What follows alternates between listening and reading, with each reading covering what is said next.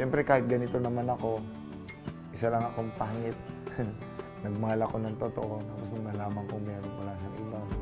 Nadurog ang puso ko. Paano mo nalagpasan yung depression? Matagal ba? Yun, nung dumating nga si Nalo. Siya ang Siyang tagapagligtas. Sinalo niya.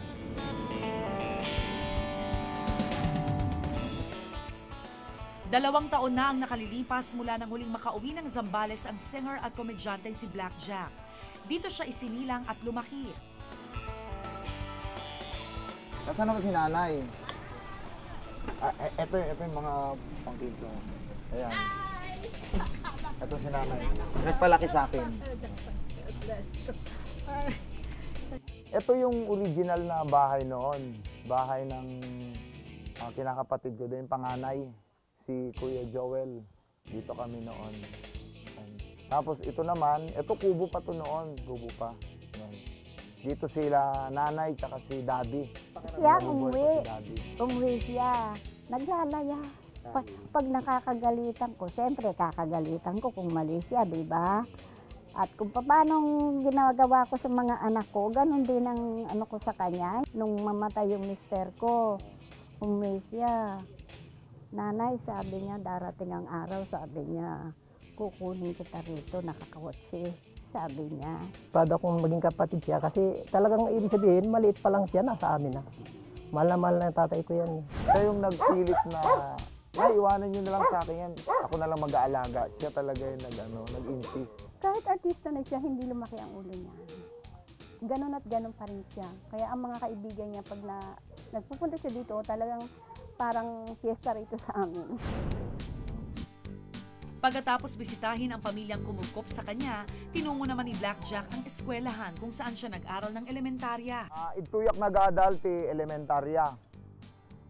Grade 1 in Ghana, grade 5. Ito si Marie Chris, ang mga schoolmate ko noon, si Jonalyn, yan. So, ang gaganda pa rin nila. Noon, hindi kami gaanong close kasi nga, palagi tayong inaasar na mga klase natin noon dahil nga magkakulay, no? Perfect, ano daw kami, combination kasi pareho kami ng kulay. Yun lang nagkaiba, kulot siya, unat ako. Pero okay naman, masaya siya, kaklase. Isa pang binisita ni Black Jack rito ang eskwelahan na pinasukan niya noong nag-high school na siya, ang St. Nicholas Academy. Ang inabot ko, first year, tapos nakatungtong ako ng second year pero undergrad. Ito po ang aking math teacher noon, ng second year high school. Tahimik lang naman siya. Kaya lang nga, math nga, siyempre nagtatago. Mahina ako sa math nakakalito. Pero ito ang pinakamaganda kong teacher noon. Mula Zambales, dumiretso kami sa bayan ng Dagupan sa Pangasinan. Sa isang resto bar dito, regular na nagpa-perform ngayon si Black Jack. Siya nga pala po, ito po ang aking pangalawang nanay dito, si Nanay Tess. Ngayon po siya nag-aalalay sa akin. So, maya-maya ng konti, kakatanga ko. Siya po ang may-ari ng restaurant na ito. Kausap ko siya, meron siyang mga biro, meron siyang sense of humor, yun.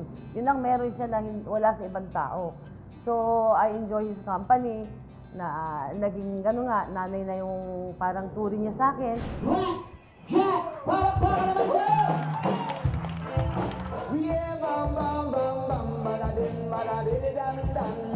Wala ba kayo mga kamay dyan? Nandito na ako si Black Jack. Welcome to Silverio. Welcome to Silverio. Enjoy the food. Enjoy the entertainment. Enjoy everything. Napakagaling niya. Kahit na anong problema ang dinadanas niya, napaka-professional talaga siya mag-perform. Saka mahal niya yung grupo, mahal niya yung bawat isa sa amin. Tunay na buhay.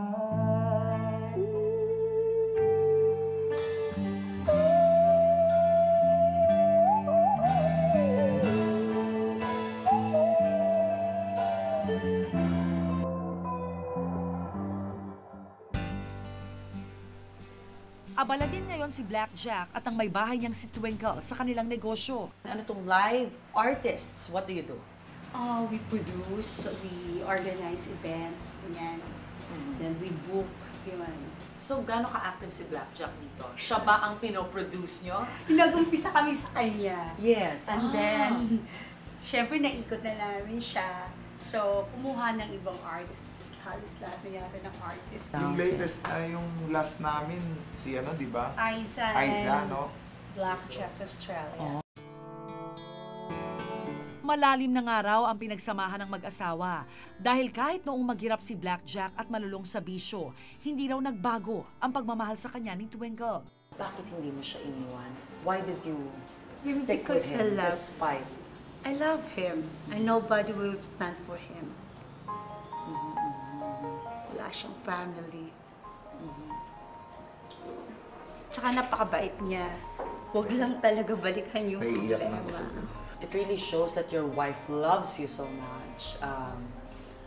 What do you have to I say, love you too. Blackjack? I love you too. Kaya nga yung okay na ako.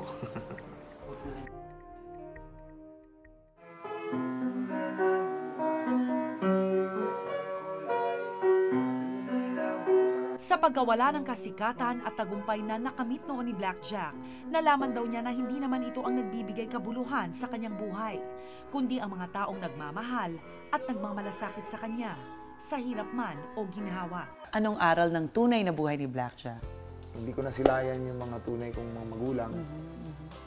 Yung pagmamahal ko sa tunay kong magulang, ibinuhos ko na doon sa mga nagpalaki sa akin. Yes. Kasi hindi dahil sa kanila, wala naman talaga ako.